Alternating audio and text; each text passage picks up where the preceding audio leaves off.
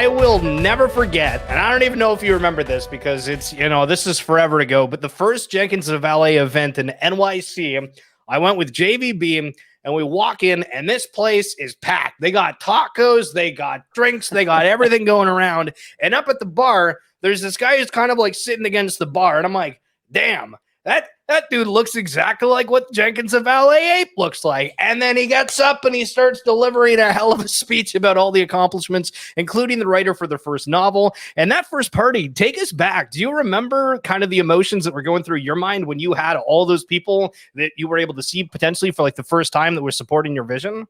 Man, I think I had a couple too many margaritas to remember what it was like to see all those people at that first event. No, I mean for sure, and the in-person events remain like one of our favorite things to do at Tally Labs because it's crazy, right? We're all like distributed all over the world. We've got folks in the States, obviously. Shout out all the Canadians above the border, but then right, like people, yeah, I see that. And then you've got and then we've got people abroad, and NFT NYC is always a fun one because folks come in for it, and people stay for a while. And I think both of the events that we've done at NFT NYC, the first one and the second one at the same Mexican restaurant, actually both times, have been like highlights for the entire team. You get 250, 300 people in a room, and you realize that you have more in common than just like your JPEGs, right? People are just cool, and it's fun to talk to people. People are just cool. Yo, you got to copyright that line. Yeah, so it's a blast. Good. I love it. Well, so for anyone that's tuned in that might not know a little bit about you, I feel that do you feel that the majority of the space knows what Jenkins the Valet is at this point? I think, oh, did I just get rugged? No, you're still here. You're still here. Okay. All right. Cool. My bad. Oh man. I mean, I think the space knows Jenkins the Valet. Yeah, I did too. Because I was gonna be like, yeah. yo, give me the long form story, but I'm like, I feel that you guys are kind of hit like this certain status in the space, if you know what I mean. I appreciate that. I mean, the short form status is, Jenkins the Valet is a Bored Ape. Back in May of 2021, I bought Bored Ape 1798. He looks like a valet. He's got a valet service vest and an Irish boho hat. And shortly thereafter, I mean, there he is, depicted in 3D. Shortly after that, started writing stories as Jenkins the Valet, right? Because he's a valet, he's the eyes and ears of the club. He sees things. Partnered up with my childhood best friend, who goes by Safa, C Ape Follow Ape, as a nod to the Bored Ape Yacht Club as well, and then a bunch of other amazing folks. And we've been telling stories in the metaverse as Jenkins, and now as some other characters as well for the last 18 months. And yeah, I mean, I got to tell you, Schiller, I never thought when I bought a Bored Ape and just started like publishing like some short stories on the internet that it would end up being like my job and quite frankly like my career. And so that still is like it shocks me and is like a dream come true. It's interesting because I remember looking back to the time when people started trying to create something, and there was, I want to say the ape was called like Lancelot or something around those lines. And he tried to create it like this audiobook, and it never ended up taking off. And so it really is amazing to see what you've accomplished with this. And obviously, there's things that are going far beyond what we're seeing for the scope. And one of the reasons that I wanted to have you guys on ASAP or kind of give us a little bit of an explainer is because of this Jenkins podcast, which seeming taking up a lot of time on Twitter with everybody creating these characters and things, but it's certain collections. And I have several that qualify for this, but I don't really know what it's all about. So what is this Jenkins podcast and how can people get involved with it? Yeah, great question. And one thing I've been waiting to do with you is also like drop a little alpha. So we should do that too.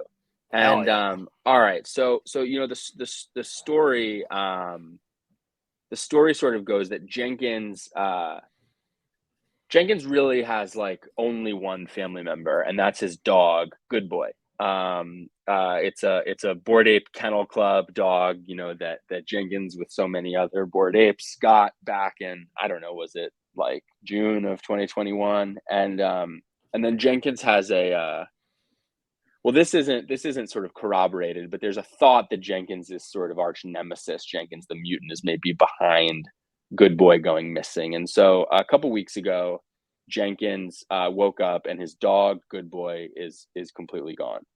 And so Jenkins is like, damn, he's going to go sort of full Liam Neeson and he's going to go get Good Boy back. And the way he's going to get Good Boy back is he's going to go on a tour of the metaverse, visiting 8 different NFT communities, really 7 different NFT communities. And with the help of like hundreds or thousands of other NFT avatars, he's gonna find Good Boy. And so we're gonna be licensing NFT avatars actually on jenkinspodcast.com.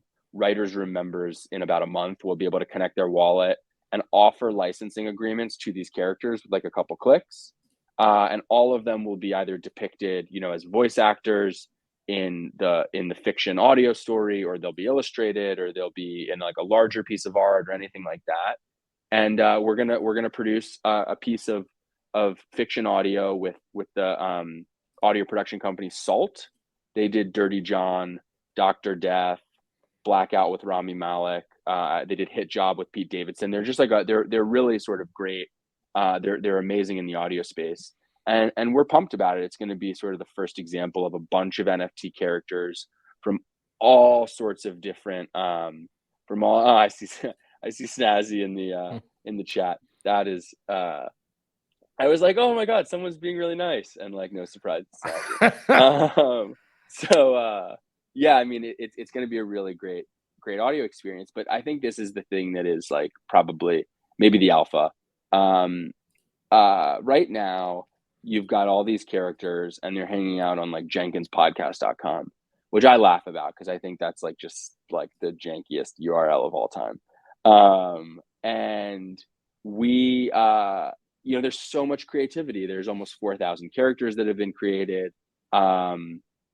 Thousands of like unique users have done this, and there are a lot of creators in the space who are eager to license other characters for their own works, or to be creative with these characters, or for characters to create with each other. And so you will see in time that jenkinspodcast.com will actually scale to be a place where folks can create together, and where other creators outside of Tally Labs, including Writers Room members who have ideas for really fun projects, will be able to find like fun NFT characters and to create like awesome pieces of work with them. So I'm curious, for anyone that's watching this, a lot of different collections that are, I guess, eligible to be entered within this. Do you need a Jenkins Writers Room NFT to be able to submit things, or what's the limitations on it? So anybody who has an NFT character, anyone who has an NFT avatar can come to jenkinspodcast.com, connect their wallet. We see the NFTs that, and you can use token proof if you're concerned about like, wallet connection or anything like that. We see the NFT avatars that are in the wallet, and we give you the ability to create the character. And right now, character creation is fairly simple, but it's we're in the process of doing some things that are going to make it a bit more robust. You can name it, you can give them a job, you can give them a bio, you can write what their goal is. There's some fun things that are going to come out, phobias, formative events, things like that people will be able to add to their characters. And it's crazy. One thing that we've seen is like there are so many cool NFT communities, like so many cool ones. And so certainly there are a lot that we missed. We have about 175 communities that are eligible for character creation right now. But if you there's a get in touch sort of form in the top nav that actually just opens like a Google form that gives people the ability to make submissions and let us know like other communities that they want added. We've probably added about 35 communities in the first week since we launched. Damn. Just folks who said, hey, I have this NFT and I want to participate. I've seen tweets about a leaderboard. Is that on the site, or is that just like on your guys' page? We've just been posting on the page, and we have there's some cool stuff we're going to do with the leaderboard on the site as well, because right now the leaderboard is just a count of the characters that have been added, but it doesn't have any all characters are sort of equal at this point, right? But some people are going hard. They're writing like really fun characters, and so we also want to give folks the ability to sort of endorse another character and to say, hey, like I think that's really good, and you know, give it like a bit of a rating so that we can also say, remember like that old school, like the ape top 10 in the early days and the punk top 10. Yep. Yeah, so we have some fun ways for like it'll be like the People's Choice Awards for people to find characters that they really like. So the clicking on these, I find it strange, and maybe you got the insights for it, but you know, only like 4 doodle submissions. Izuki, we don't have a whole lot. Do you think that's more of like people that are in those collections don't really know of Jenkins, or you just don't think they're as creative of some of these other ones, or have those kind of people in that community? Because I mean, I think that while it's made fun of, I think from people that aren't in the NFT space, there very much is kind of like a cultural cultivation going on Yeah. throughout every collection, and there is different people that are into different things, you know, in these different collections. Yeah. Well, I gotta say, I'm not a member of the Azuki or Doodles community, so I don't know. Like, I can't. I just don't know. Like what those communities are like. I will say that uh, couple thoughts. One, they're high value assets. They might be vaulted.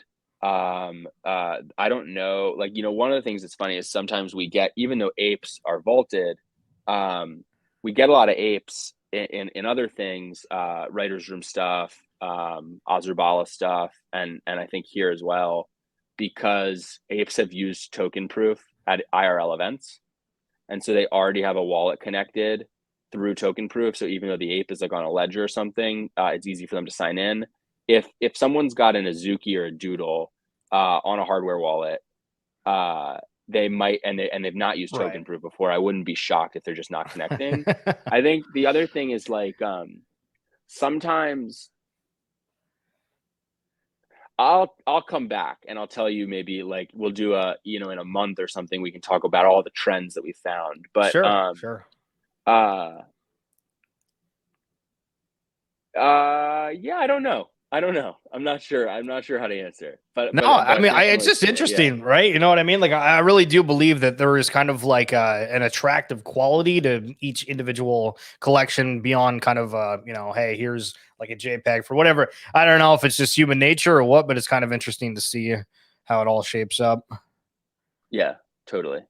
So I want to kind of go back to the uh writer's room, some of the books and all this kind of stuff, because I think you guys are in a position where spearheading would probably be a good term, but in terms of having NFTs that are accompanied with royalty, with a greater vision, et cetera, et cetera. So, you know, 50% of net profits flow back to licensed apes and mutants as kind of the beginning.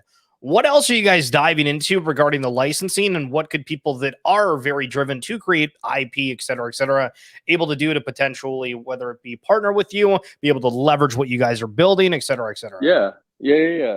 Great question. I can answer like in a few different ways. Some like uh flashier than others. I mean, so the first time we ever did licensing, we licensed Bored Apes and Mutant Apes to appear in Bored and Dangerous. It was set at the Bored Ape Yacht Club. It was really like, you know, paid homage to Yuga because Jenkins is an ape, and we came. It was really focused on that, and I think the first thing that we're doing, and the reason that this is, you know, hosted at jenkinspodcast.com right now, is because we're opening up licensing to writers room content to, you know, communities from like all over the metaverse, and I think that that's like a step in the right direction, because it shows sometimes people, I feel like a lot of people build stuff for like 10 communities. You could probably list them, right? And it's like one of the reasons I'm like really proud actually to like have a tanky as my profile picture is like, I don't know if a lot of people know tankies, and like it's a really I cool have no project, and idea. like Give me the yeah, TLDR in a minute. yeah, I'll show tankies. And no, but like I this profile picture, you know, probably uh cost me like $30. So what is that, like 3,000 Canadian dollars. But so I think that's the first thing that we're doing, is we're just like opening it up to like a bunch of creators, and or a bunch of communities rather. And at first, the folks we're going to be able to license will be writers' room members. And the reason that we're doing that is obviously it's for Tally Labs content. It's for content that's coming out of the writers' room. And we have a model for how that works. Folks in the writers' room know that if they can license their own characters, they can shop for other characters. Like it's basically the same process that folks did for Bored and Dangerous, but it's like elevated because there's more communities, and the UX is going to be like a lot smoother. And so that's where we're starting. The next thing that we're going to do from there is scale the opportunity for other creators who want to license characters to use the platform and to find characters and to shop for them and things like that. And there's two types of creators, I think, who want to do licensing right now. And then I think sort of long term, there's a third one. The first is people who I think saw the writers' room model and have since launched projects that are similar. And there's a few of them out there. They're super cool. They're people who say, all right, you buy an NFT, you get into the community, and then if you're in the community, you have the opportunity to license IP to us. And so that's really easy to scale, right? Because you just take the same stuff that we've already built and you just sub like the contract address, and now you've got people shopping with like, brewery NFTs rather than writers' room NFTs. And so you can make that kind of stuff possible. And then the second way I think is way bigger, which basically just lets a creator come and like make an offer to a holder. You don't have to do that. There's no intermediary step where you've got like the writers' room NFTs like sort of doing the brokering. And so we're really excited to launch both of those. I think long term though, like most NFT licensing is going to be just like community member to community member being like, yo, like you have a super cool NFT. I want to do like a project. I'm looking for someone exactly like yours. Like a couple clicks, like let me use your stuff. Because otherwise, like and maybe a lot of that stuff just gets done with handshakes. I'm not sure, but like I think some of that's going to happen. And then here's the part that's not flashy that I'll just end with. And it's tough to say because it's an acknowledgement that we thought it was going to be easier than it was, and it turned out not to be as easy, and that's on us because we should have known up front. I mean, we're gonna get this done for the entire space, but paying royalties internationally is really fucking hard, and governments take it like super seriously. Like they almost takes like tax for royalties like more seriously than like securities law. Like it's like a really big deal. And so there's a lot of work that Tally Labs is doing behind the scenes to smooth out what we need to do to pay licensors, and what other creators will ultimately need to do. I think there's like a bit of it has to do with the acronym is FDAP, and I can like look it up for a second. Fixed determinable annual or periodical income is like sort of complicated income to pay out, and royalties like fall under FDAP. And so we have really great like tax counsel helping us with that. And really like when they help us, what we're really trying to do is not pass like a burden on to holders who all have, different decisions to make with respect to like how they report like crypto gains. But if you're like just a person who reports like your income, and you receive income from us and we haven't done what we need to do on our end, like it would be hard for you. And so we don't want to do that to anyone. And so we're doing a lot of work behind the scenes to make sure that for the crypto space, there's a really clear model for how this stuff gets paid out. Okay, so I think that conversation could probably be one that could go on for a while between a lot of different parties. But I mean, the fact that you're wanting to try to fix that for the space, absolute amazing kudos to you, like 100%. That's crazy. But when we look at what crypto is right now with such a gray area, how do you deal with it? Like, is there anything in particular that you guys are like, hey, like we have to follow this certain thing? Or is it kind of a matter of we're going to do this because we think this is right, and then we'll have to pivot if we change? Or are you going to kind of delay things? Because I mean, an example of this would be for Gutter Cat Gang, right? With their token drop, they were very, very like, hey, this is a massive gray area. We have no idea what's going on. We're delaying until we get more clarity on that. When there's a chance, I don't know how legitimate, but it could be 2 years down the line before we get clarity. Yeah, for sure. I would say, like, on one hand, just to like call a spade, like our community has experienced a delay, right? Like we expected to pay, like, we haven't paid our first Bored and Dangerous royalty out yet. The money is earmarked, it's all set aside. The reason we haven't published the royalty amount yet is because of some of the work that has to go into like determining the sort of FDAP classification. But the community, I think, knows, like, they've got the royalty money is there and will be paid out. I think that the challenge here, it's not gray, because the complication has less to do with crypto and more to do with having an international community, but being a US entity. And so which a lot of crypto companies have to deal with. And so what that means is there's a set of clear steps that we can take to like get this done. And so it's not as unknown as like securities law. It's just it's just a little more complicated, and we just need to like do the work to get it done. What kind of person are you, Mr. Valet Jones? Because one thing that I'm realizing is like you're wanting to tackle some of this bigger stuff that like nobody would want to even remotely touch. How do you think that you would describe you? Probably that I'm sick, like in a bad way. No, I don't know. I think I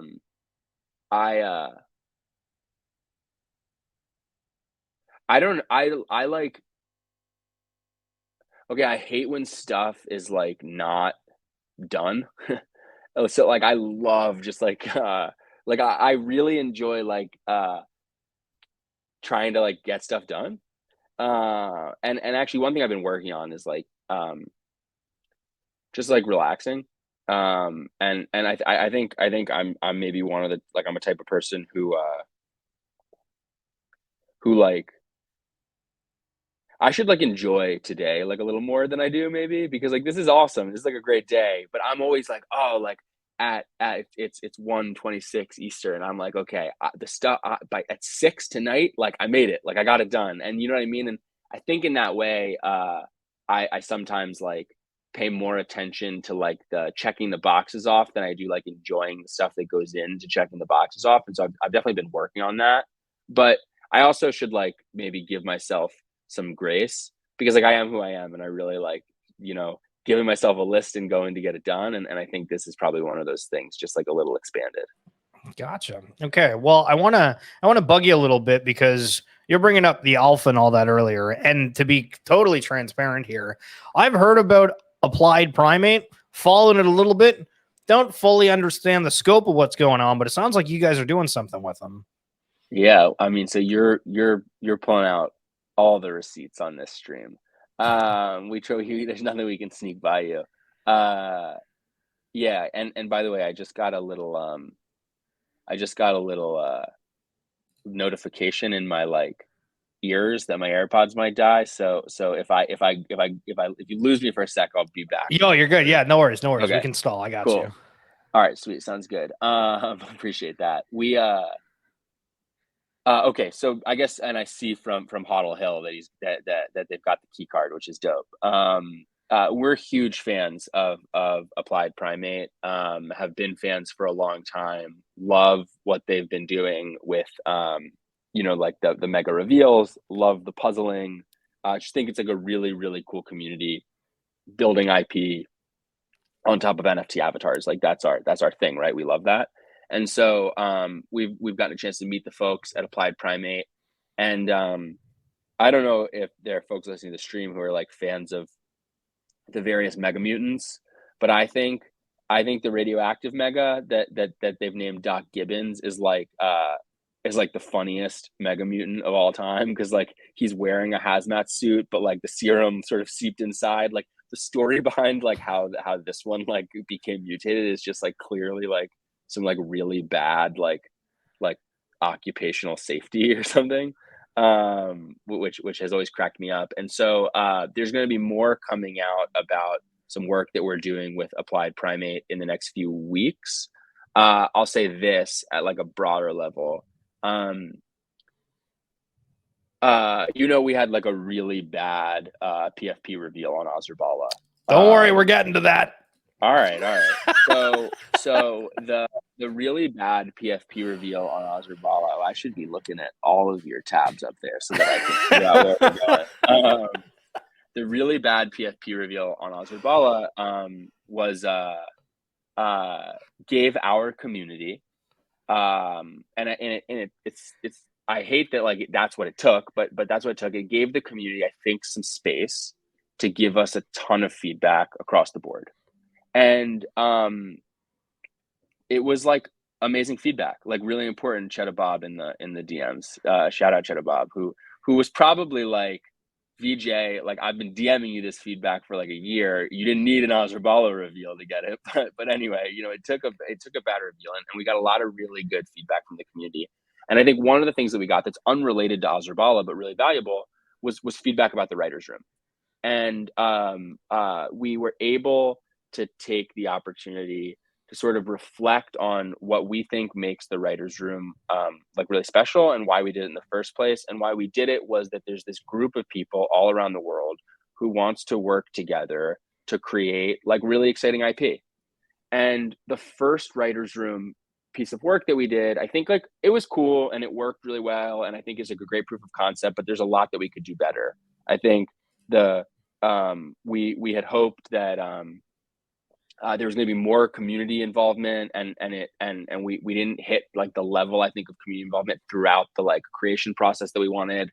And I promise I'm going to come around to APE here, but and then there was a ton of emphasis on like Bored and Dangerous. Like Bored and Dangerous is this game piece that gets you to Azurbala, and so it was all about like the work that we were producing.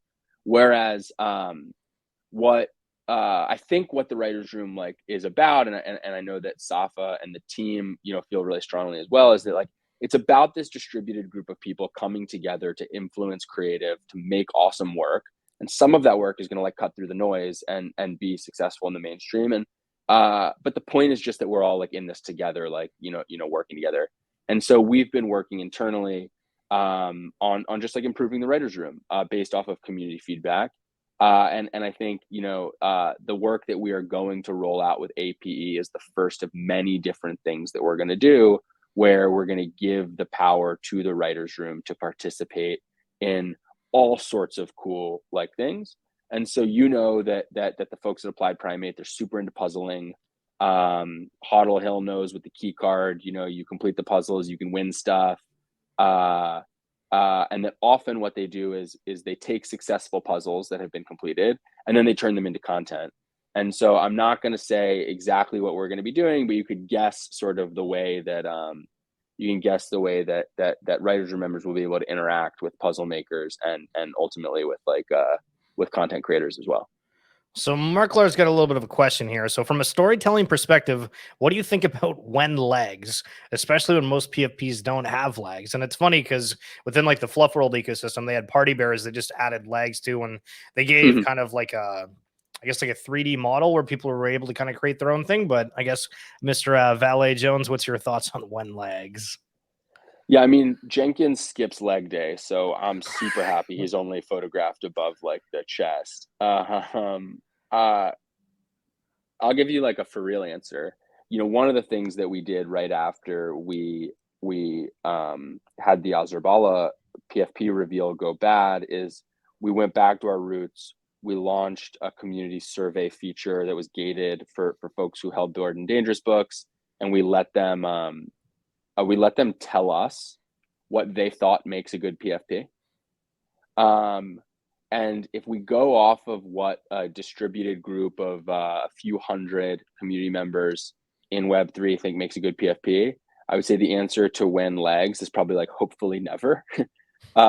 Because you I think what we've learned is that when you ship an avatar, what you're really shipping is a Twitter PFP, and at the Twitter PFP, you've got like a little circle to play with.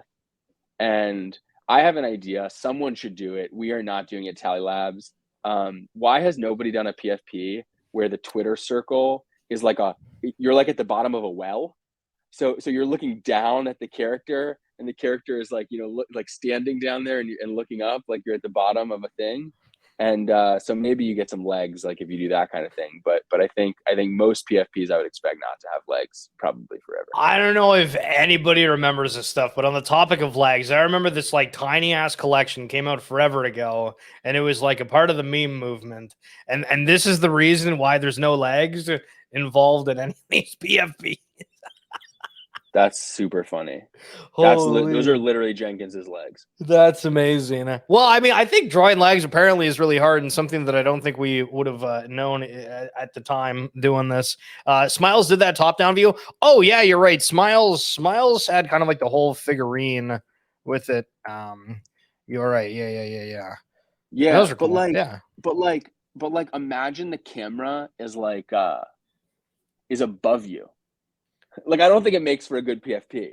But Right. like, imagine like you're down there and you're looking up. Like, I think it's just one thing that I've been trying to do is like imagine that little circle. It's like a portal, and like, what are all the ways you could depict someone in that portal? I don't know. I think the community has mostly spoken, and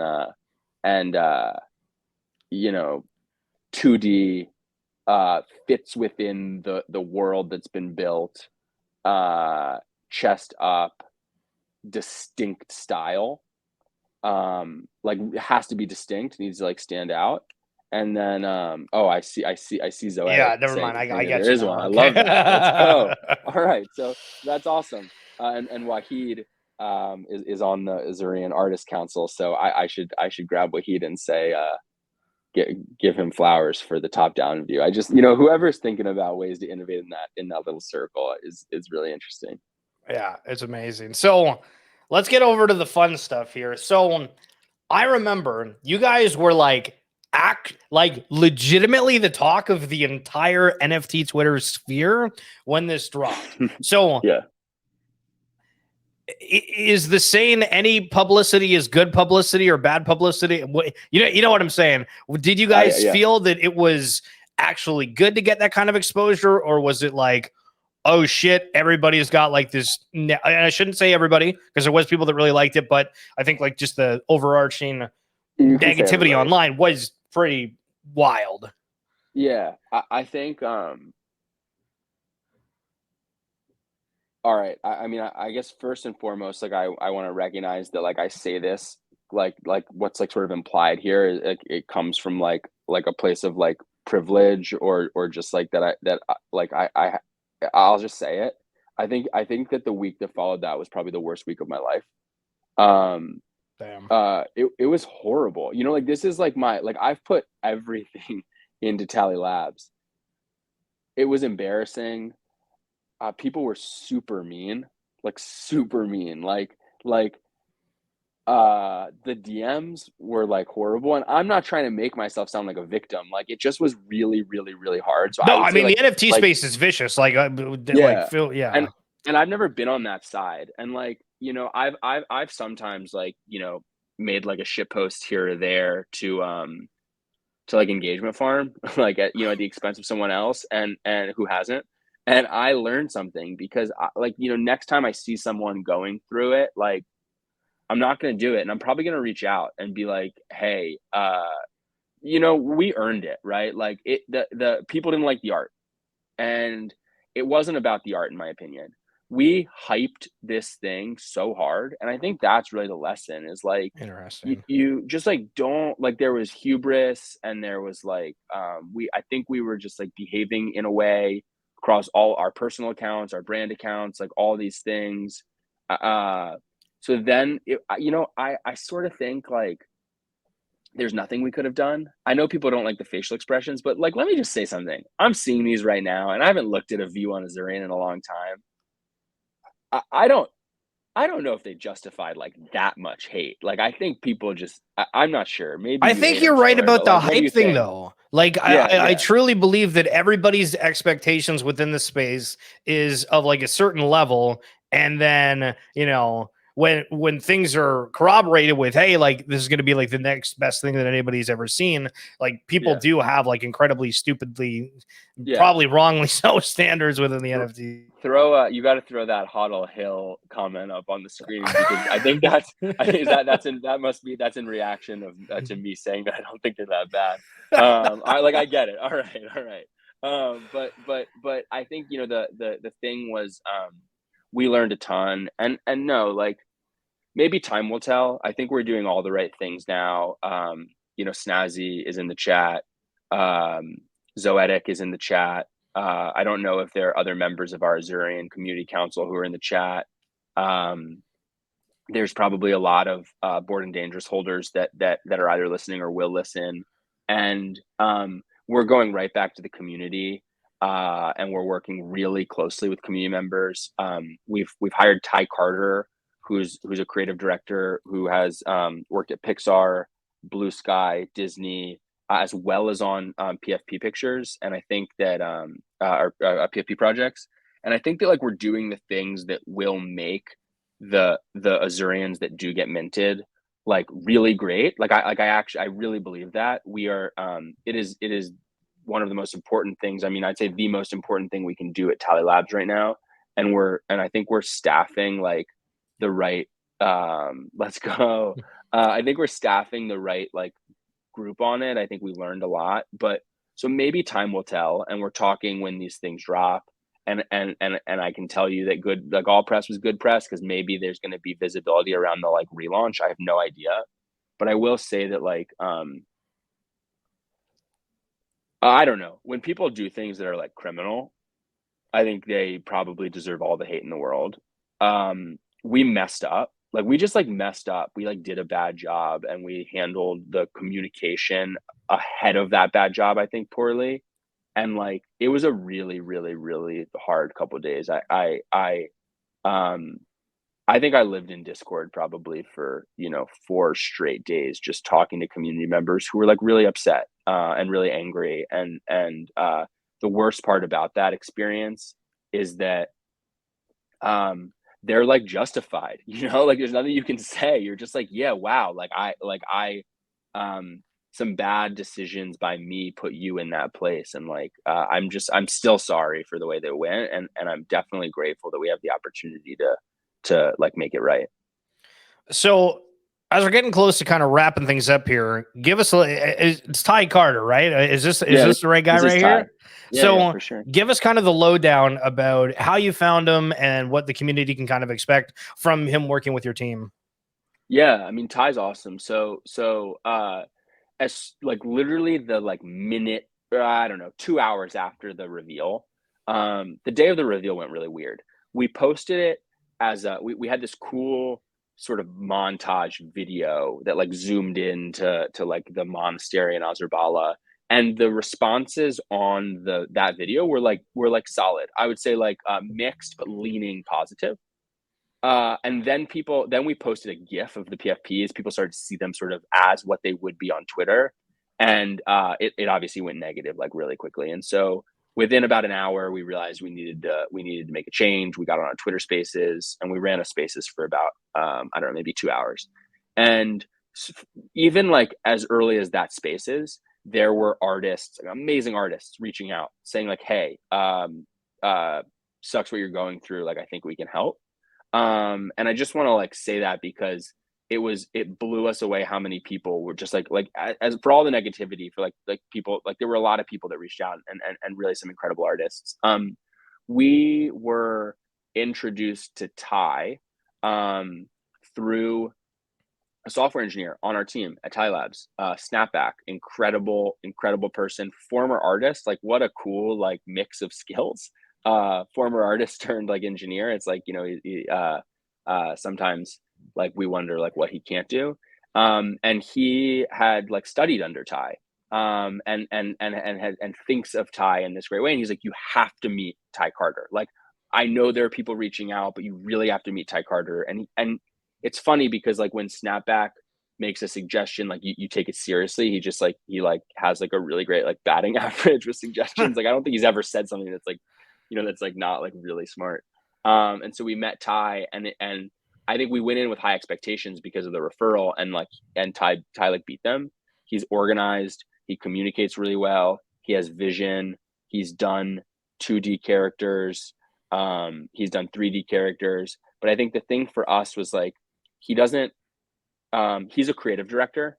Like he is an artist himself, but he's also a creative director, and so he what he told us is he was like, it's really clear, he'd done his homework too. He was like, it's really clear that people really love Azurbala, and they like the world that's been built.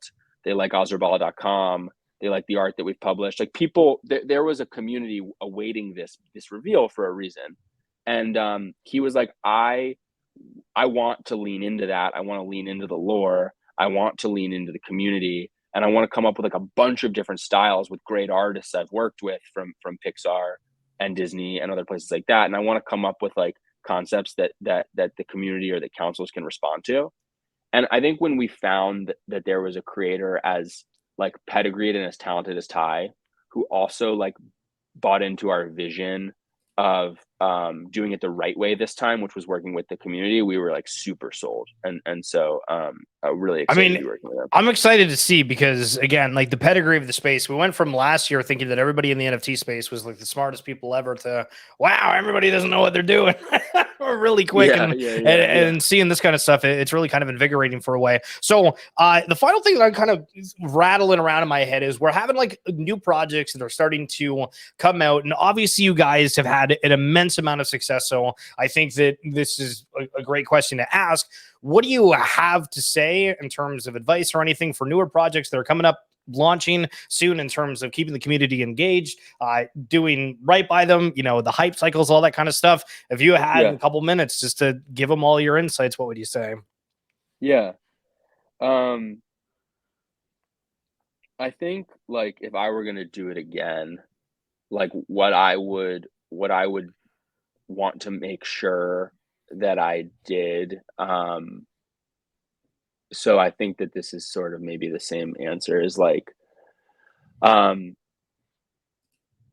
I would build, I would build something first that, that people like, or that like that I can find a community around. And that happened accidentally with Jenkins the Valet, right? And building means a lot of different things, but like we were writing stories as Jenkins, and people were responding and retweeting and giving us like their feelings about their own characters and things like that. And I think that when we identified this place where we had something in common with community members just like in the space, there's a Venn diagram in the middle, which is like something that we can make that that they might want.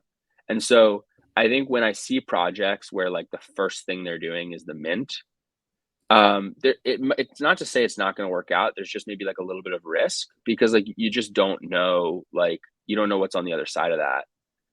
Oh, Squiddy, what's up? And so I think like the way I think about it is like, do something first, pre-mint, pre-community, like find your community, and your community can be like 12 people. Like it takes a long time. But if you're doing something that you like doing and you're with a group of people that also like doing it, you sort of can't lose. Like you just have to keep going and aligning yourselves with like what people who like what you like are sort of like to do. And so my first advice is like, do something first. I think use social. I think join projects and meet people, and join projects that are like that are maybe in the direction of like the type of stuff you want to do. So you pointed out, Schiller, that like there aren't many of some PFP projects that are involved in character creation right now. Maybe that's on us, and we should be like evangelizing those communities better, or we should just like, maybe they don't know about us. But maybe the holders just aren't into that. And so if you're like, I'm really into character creation, join communities that are into character creation, meet some people that are also into character creation, and then think about like, what could I do in character creation that like might end up being a project. And character creation can be subbed for a million different things. It can be subbed for like, you know, Fubar is working on like a proxy wallet where you can like, there's really technical stuff. And so I think that's probably my first advice. And then my second advice is, if things go well, like keep doing what you do to that, sort of have an identity. And I think our identity has been engaging the community and staying close to the community, and really I think trying to get as close to like fully aligned and one with the community as possible. And then the places where we've messed up have been when we've been like, oh, we know better. And like the truth is like our identity is that we work with the community, and I think so, like no matter I guess don't convince yourself that you got it, when actually like whatever got you there is what has it. And so those are probably my two pieces of advice. Yeah, well, you just gave me my YouTube short for the week. Thank you, sir. Now, final thing here is the 2023. What's on tap for Jenkins the Valet, Azurbala, and everything you guys are doing? Yeah, I mean, Jenkins needs to find Good Boy. So Tour of the Metaverse fiction podcast coming up in 2023. The Writers Remembers will be licensing a bunch of characters, as well as a bit of a refresh where Writers Remembers will be able to participate in a lot more. Azurbala, let's call it, the hopeful PFP redemption, working with Zoetic, who I know is in the chat, Snazzy in the chat, Ty Carter, obviously, all of our other council members and the whole community to deliver PFPs that we think are like really, really amazing. That's 2023. And then expanded character creation and opportunities for Writers Remembers and sort of a whole bunch of community members to get to exercise their creativity and hopefully just participate in like a bigger ecosystem of sometimes we joke, right? Like lore, not floor. And I think that's what we're all about, right? Is just the opportunity to take these like awesome things that we own and hopefully express some creativity through them all. Yeah, I love it. Listen, again, Jenkins the Valet, link down there in the chat if you guys are wanting to go follow them. Mr. Valet Jones, I appreciate you taking the time. And again, hopefully we'll do this again and maybe even sometime next month. That'd be awesome. Thank you so much for having me.